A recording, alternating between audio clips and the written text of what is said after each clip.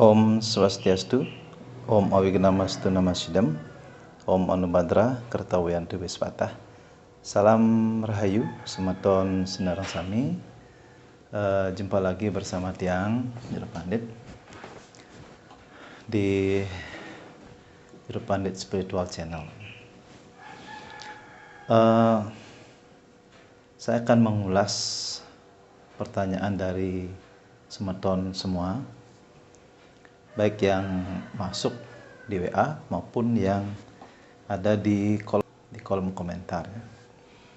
Nah, ini ada satu pertanyaan terkait dengan rezeki. Saya bacakan langsung. Apakah porsi rezeki bawaan hidup kita bisa kita ubah menjadi porsi yang lebih besar untuk kehidupan sekarang? Kalau merubah porsi menjadi lebih besar itu bisa. Itu menurut pendapat saya. Tetapi kalau merubah apa yang telah ditentukan sesuai dengan kodrat ataupun takdir yang kita bawa sejak lahir itu tidak bisa. Ya. Nah, rezeki itu 20% dari sancita karma. Kemudian 80% dari kriyamana karma. Nah, yang dimaksud dengan sancita karma itu timbunan karma masa lalu. Nah, inilah yang menjadi hukum baku ketika kita lahir, itu yang kita bawa. Itu sudah menjadi kodrat Tuhan. Nah, kemudian kriyamana karma, yang dimaksud dengan kriyamana adalah tindakan. Jadi karma yang dibentuk saat ini. Nah, makanya perbuatan kita sangat berpengaruh kepada kehidupan kita. Ini sangat membantu. Sekalipun rezeki, jadi setiap orang itu sudah memiliki takaran, sudah memiliki kapasitas rezeki yang berbeda, tetapi dengan karma yang kita bentuk saat ini itu sangat berpengaruh kepada rezeki kita. Itu sangat membantu. Contohnya, ketika kita berbuat atau berkarma baik, asalkan kita berbuat tanpa pengharapan akan hasil, itu yang terpenting. Apa yang tersurat di dalam Bhagavad Gita, Adhyaya 2, sloka 47, Karmanye vadikaraste mapalesu kadacana makarma palahe turbur mate sanggus tua karmane, yang artinya kita berbuat atas dasar kewajiban. Jadi jangan memikirkan hasil dari perbuatan kita. Jangan hasil yang menjadi motif untuk kita berbuat. Jangan pula berdiam, tidak melakukan pekerjaan. Nah, itu artinya kita dituntut untuk terus berusaha. Jadi Tuhan pun bekerja. Makanya beliau disebut dengan Maha Kriya, yang terus berkarya, yang terus melakukan aktivitas. Nah, kalau ada orang yang bermalas-malasan, nah itu alam yang mengutuk. Karena alam pun bekerja untuk kita, dan kita pun dituntut bekerja sesuai dengan hukum alam. Nah, itu artinya tetaplah berjuang selama kita masih hidup. Ya, kita harus tetap berjuang. Ketika kita berbuat sesuatu, berkarma baik, kita berekspektasi lebih, ya. Jadi kita berharap sesuatu. Nah, jadi tindakan itu tidak akan ada manfaatnya. Misalkan kalau kita ingin menolong orang, kita memiliki pengharapan semoga saya mendapat rezeki dari apa yang saya lakukan. Nah, itu akan menjadi suatu tindakan yang sia-sia.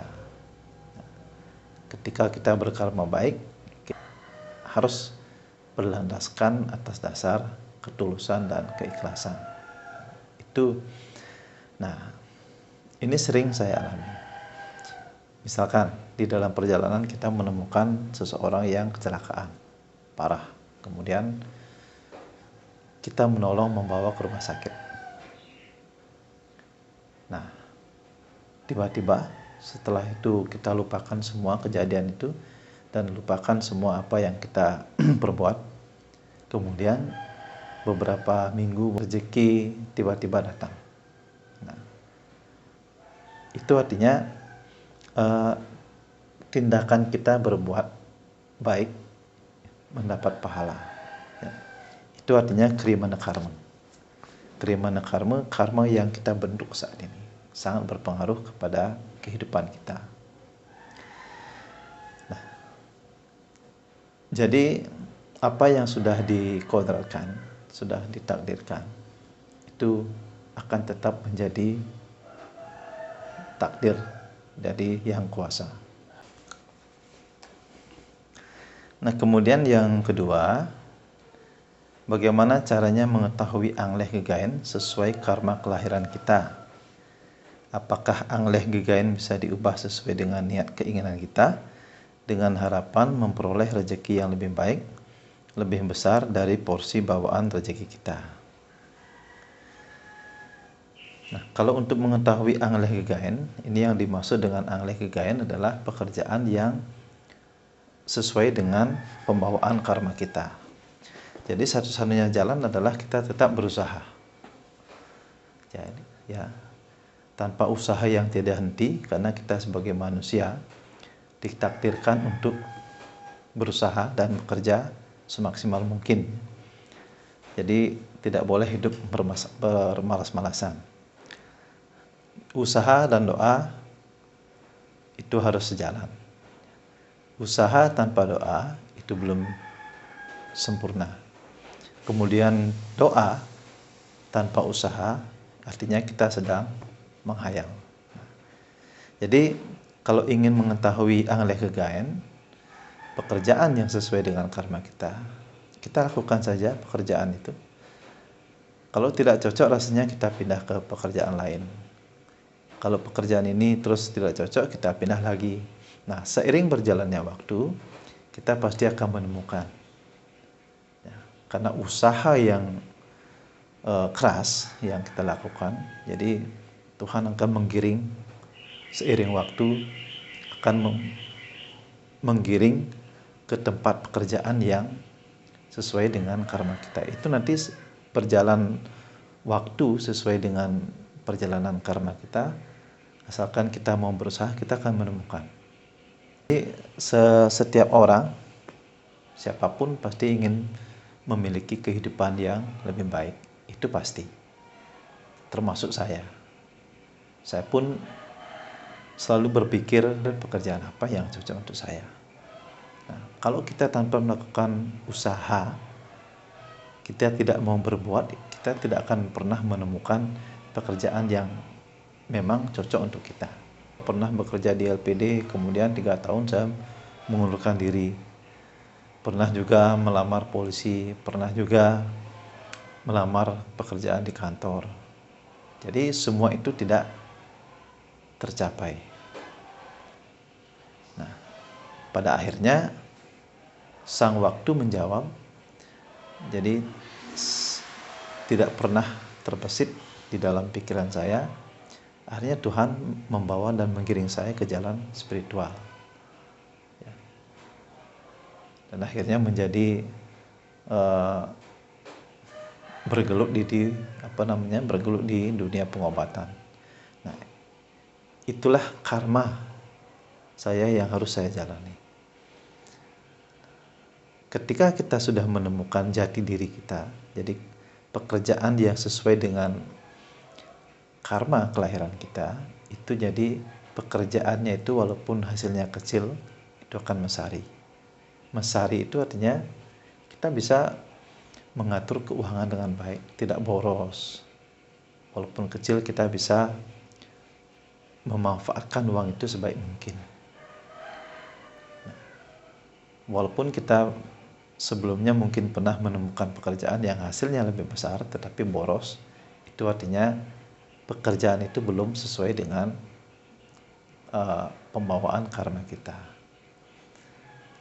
Jadi kita harus terus giat berusaha sampai kita betul-betul menemukan pekerjaan yang sesuai dengan karma kita, pembawaan karma kita. Nah, sekian mungkin jawaban yang bisa saya